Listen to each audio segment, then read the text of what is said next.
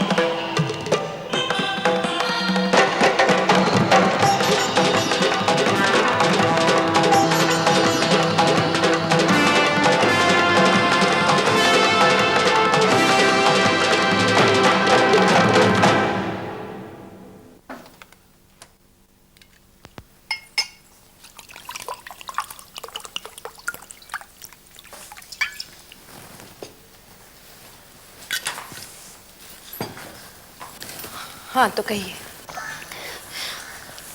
मेरे पति मुझे तलाक देना चाहते हैं। क्या नाम है आपके पति का और क्या करते हैं वो? जी नाम है सुरेश खंडेलवाल, पेशे से वकील हैं। हमारे मिस्टर खंडेलवाल? जी हाँ, आप तो अपने कोर्ट्स में मिली होंगी उनसे। जी मिले ही नहीं, कई बार लड़े भी हैं कुछ केसेस। जिंदगी भर तो वो लोगों को अलग करवाते रहे हैं, अब अपनी बीवी से क्या लगाना चाहते हैं? यही नहीं, क्योंकि खुद वकील है इसलिए धमकी दी है कि ना तो किरण को अपना बेटा मिलेगा तलाक के बाद, ना ही कोई अलीमनी। कहता है वो सारे कानूनी हथकंडे जानता है। चौधरी साहब, हथकंडे तो हम भी कुछ कम नहीं जानते, और जहां तक रिकॉर्ड का सवाल है वो हमसे केसेस हारे ज्यादा हैं, जीते कम हैं। केसेस की बात हो रही है मिस्टर माथुर, क्रिकेट की नहीं जो आप रिकॉर्ड्स लेकर बैठ गए। अच्छा तो किरण जी, क्या आप हमें बता सकती हैं कि वो तलाक क्यों चाहते हैं? नहीं जानती, मैं कुछ भी नहीं जानती।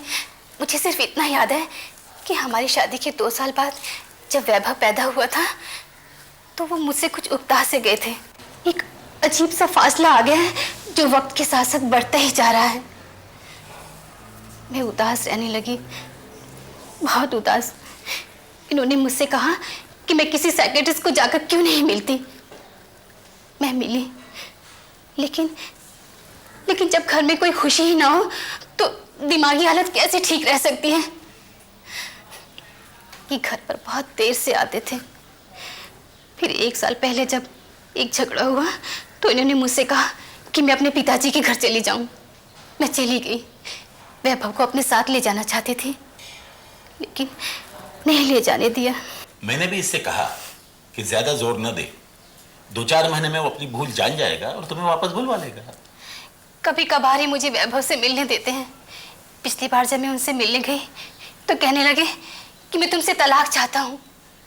मैंने पूछा क्यों, तो कहा कि मेरे साथ रहने का ख्याल तक बर्दाश्त नहीं कर सकते, ये शादी एक गलती है। आप हमें उनसे एक बार मिलने दीजिए, तभी बात साफ हो पाएगी। देखिए, आप अपनी मैरिज काउंसलिंग मुझ पर ट्राई मत कीजिए। मैं खुद एक वकील हूँ और मियाँ बीवी के कई रिश्तों को मैंने भी करीब से देखा है। और तोड़ा भी है, हम जानते हैं। तोड़ा है तो ये मेरा पेशा है, प्रोफेशन। अब पेशा तो हमारा भी वही है खंडेलवाल साहब, लेकिन आपने हमेशा तोड़ा है, हमने कोशिश करके जोड़ा है। तो सवाल ये पैदा होता है कि अब आपके हमारे बीच क्या बात हो पाएगी? कोई नहीं, यही तो मैं भी कह रहा हूँ। देखिए खंडेलवाल साहब, क्या रखा है रिश्ता तोड़ने में? देखिए, आप अपने हथकंडे फिर अपना रहे हैं। जी नहीं, इन्हें अपनाना तो आप हमसे बेहतर जानते हैं। यानी आप तलाक लेकर ही रहेंगे? जी। और आप उन्हें अपने बेटे वैभव की कस्टडी भी नहीं देंगे? जी नहीं। तो ऐसा है, एक मोटी सी रकम अलग करके रखिएगा। किस लिए? हमें देने के लिए। अगर आपको कानून याद हो तो आप जानते ही होंगे कि पति को तलाक लेने के वक्त अपने वकीलों की नहीं बल्कि अपने बीवी के वकीलों की भी फीस देनी पड़ती है। और बाय गॉड, इस बार फीस तो हम जमकर लेंगे। बड़ा मजा आएगा आपसे ये केस लड़ने में। बाय द वे, आपकी तरफ से ये केस लड़ कौन रहा है? बहुत सोचा माथुर साहब, फिर महसूस हुआ कि मुझसे बेहतर वकील कौन हो सकता है अपना केस लड़ने के लिए।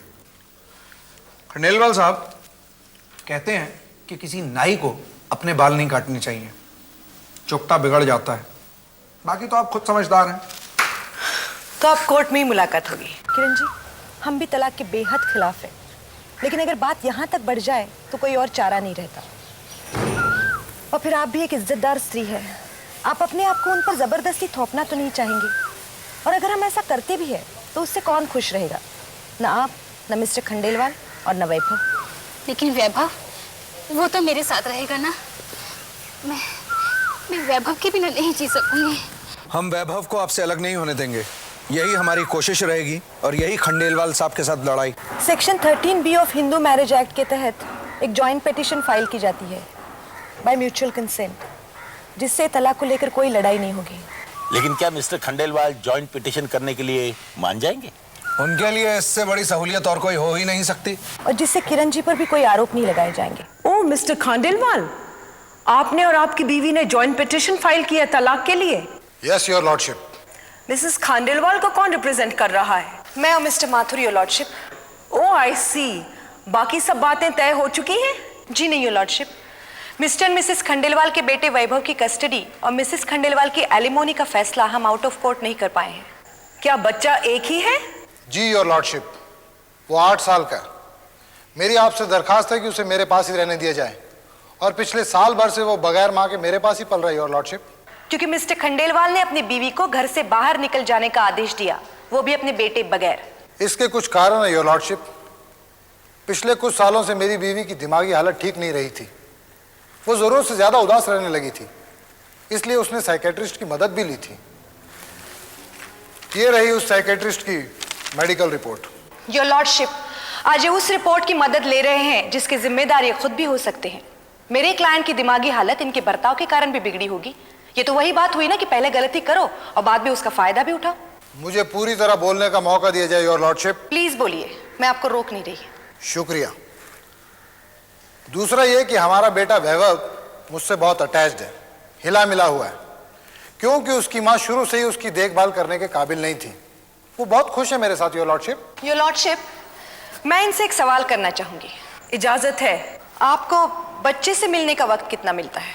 मतलब? आप एक कामयाब डिवोर्स लॉयर हैं। शाम तो आपकी कोर्ट में ही हो जाती होगी।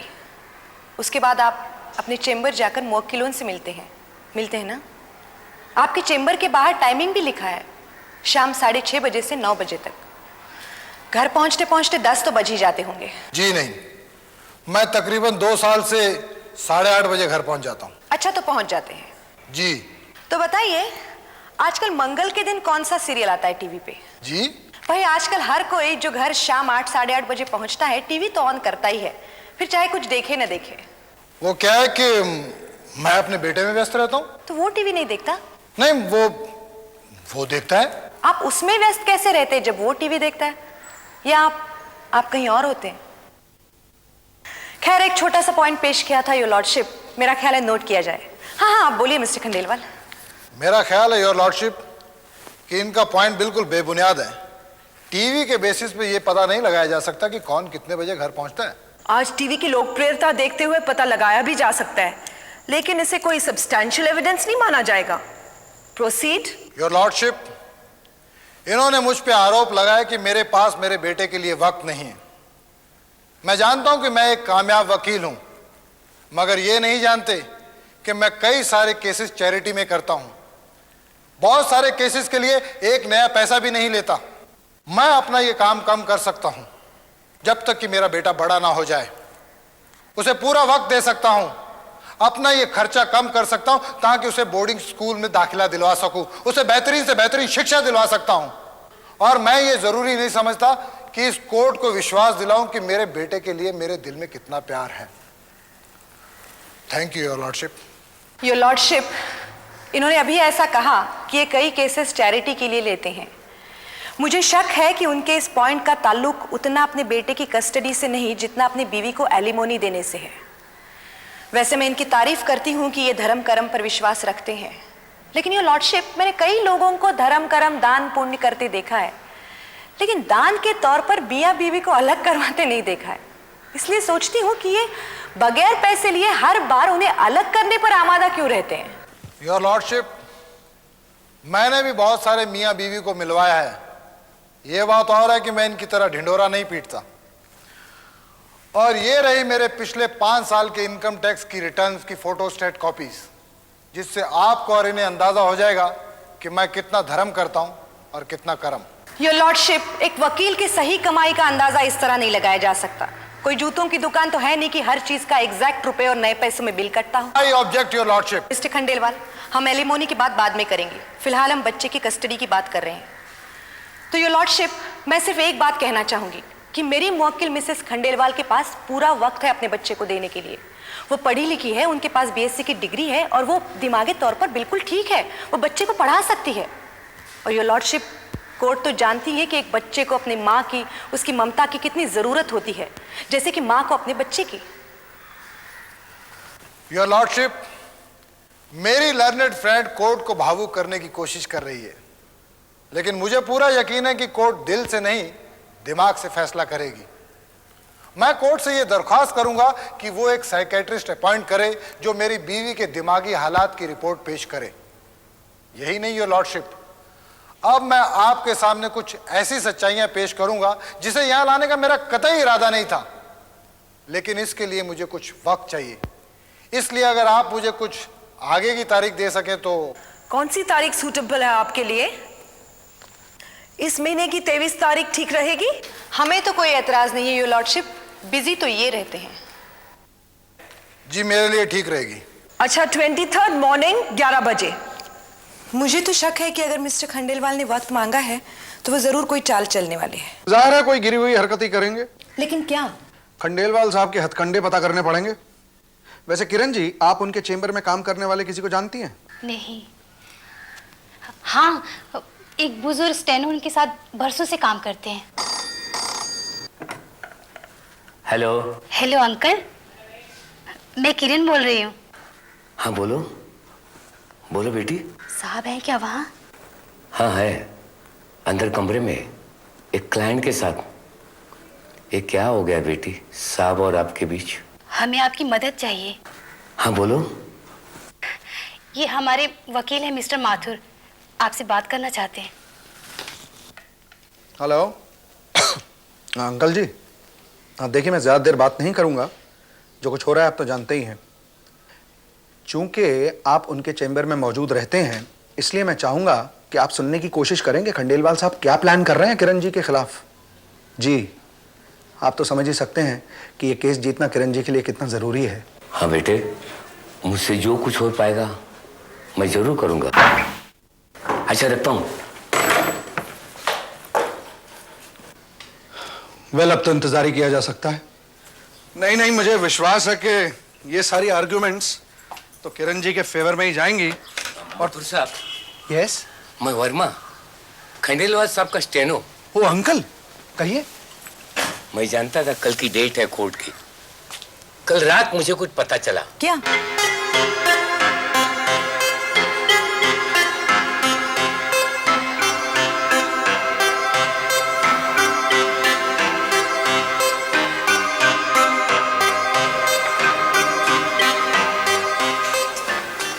पीछे मुड़ के मत देखना, वो वहाँ पीली साड़ी में बैठी है। सब संभाल लोगे? संभालूंगा।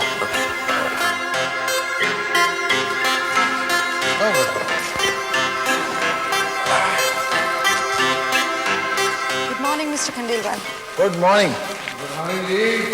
क्या हाल है? बस मेहरबानी।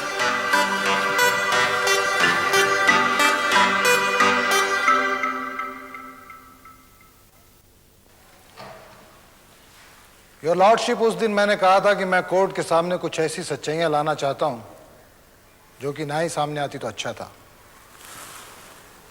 मेरी बीवी की अनगिनत मर्दों के साथ दोस्ती थी, कुछ एक के साथ रिश्ता भी था। इसमें उसका दोष नहीं है, उसकी दिमागी हालत ही ऐसी थी। ऐसे ही एक आदमी है दिनकर पटेल, जिन्हें मैं विटनेस बॉक्स में बुलाना चाहता हूं।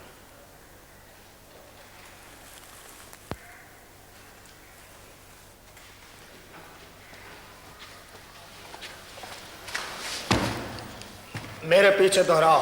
मैं भगवान को हाजिर नाजिर जानकर ये कहता हूँ कि जो कुछ भी कहूँगा सच के सिवाय कुछ नहीं कहूँगा। योर लॉर्डशिप, दिनकर पटेल मेरा ड्राइवर था, लेकिन मेरी बीवी ने इनसे भी दोस्ती बढ़ानी चाहिए। मिस्टर दिनकर पटेल, जज साहिबा को बता दीजिए।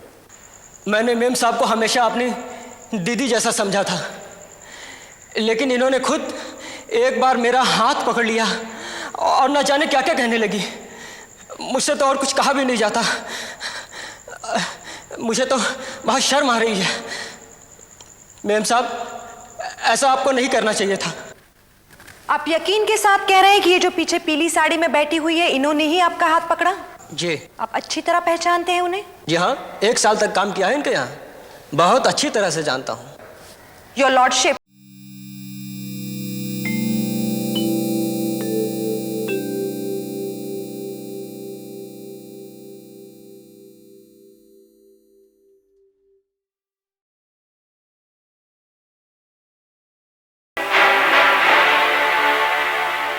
मुझे इनसे और कुछ नहीं पूछना है।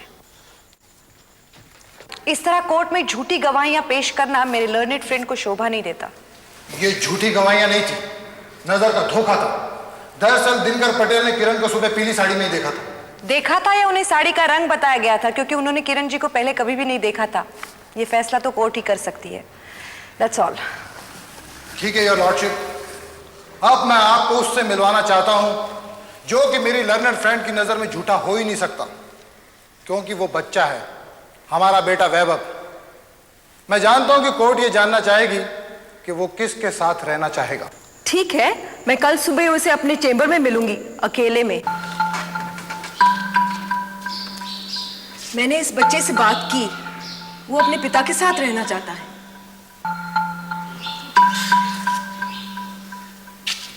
हाँ बेटा।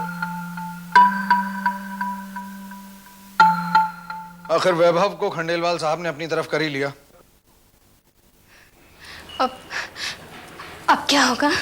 वेल, अब तो जज साहिबा पर है कि वो क्या फैसला सुनाती हैं। लगता है कि आजकल भगवान ने भी सच्चाई का साथ देना छोड़ दिया है। हेलो, हाँ बोल रहा हूं। हाँ बोलो। Sunshine hotel? ओके ओके, देखो अब उस होटल में कोई फोटोग्राफर तो होगा, राइट?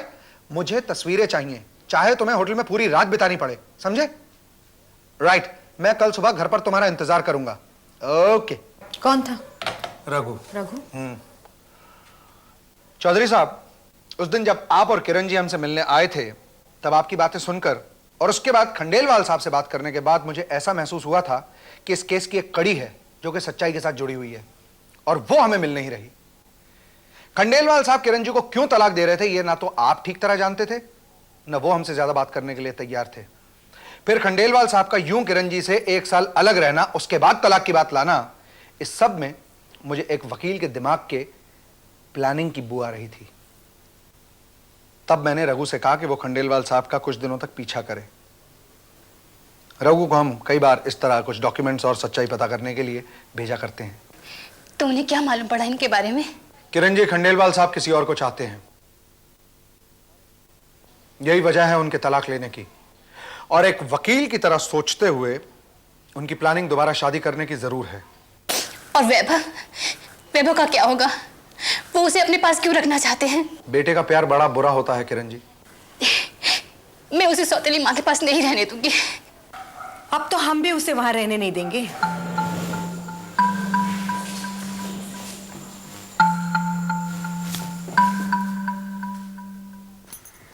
योर लॉर्डशिप, मैं मिस्टर खंडेलवाल से कुछ सवाल पूछना चाहूंगी, इसलिए कोर्ट से ये दरखास्त करूंगी कि उन्हें विटनेस बॉक्स में आने का आदेश दिया जाए।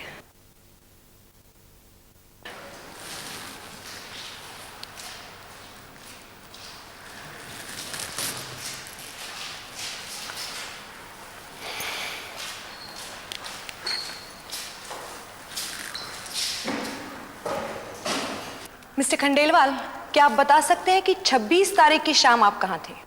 जी? इस सवाल का जवाब देने में तो आपको कोई एतराज नहीं होना चाहिए। मैं कहाँ आऊंगा, अपने बेटे के साथ था।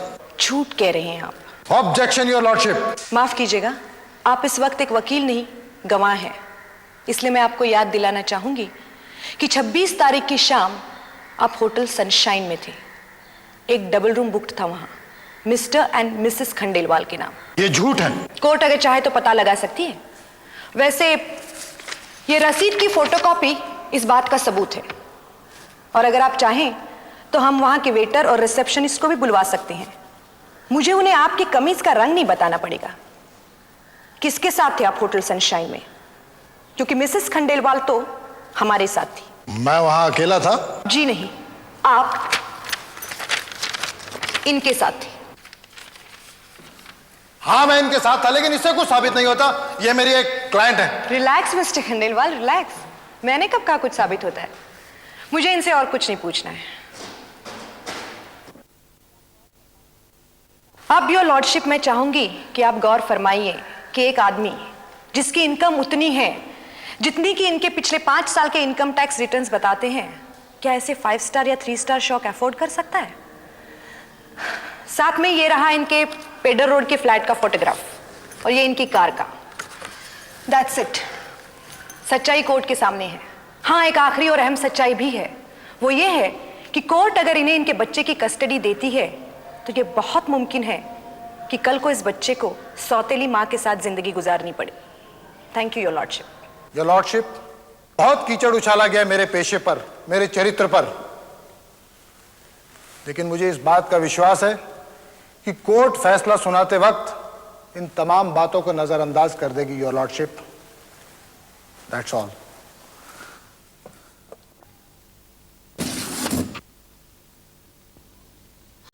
ये बहुत दुख की बात है कि इस कोर्ट में एक ऐसा केस लड़ा गया है जिसमें इस कोर्ट का एक काबिल एडवोकेट इन्वॉल्व्ड है।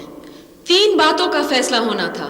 एक तलाक, दूसरा कि बच्चा किसके पास रहेगा, और तीसरा कि मिसेस खांडेलवाल को मेंटेनेंस और एलिमनी के तौर पर क्या दिया जाएगा।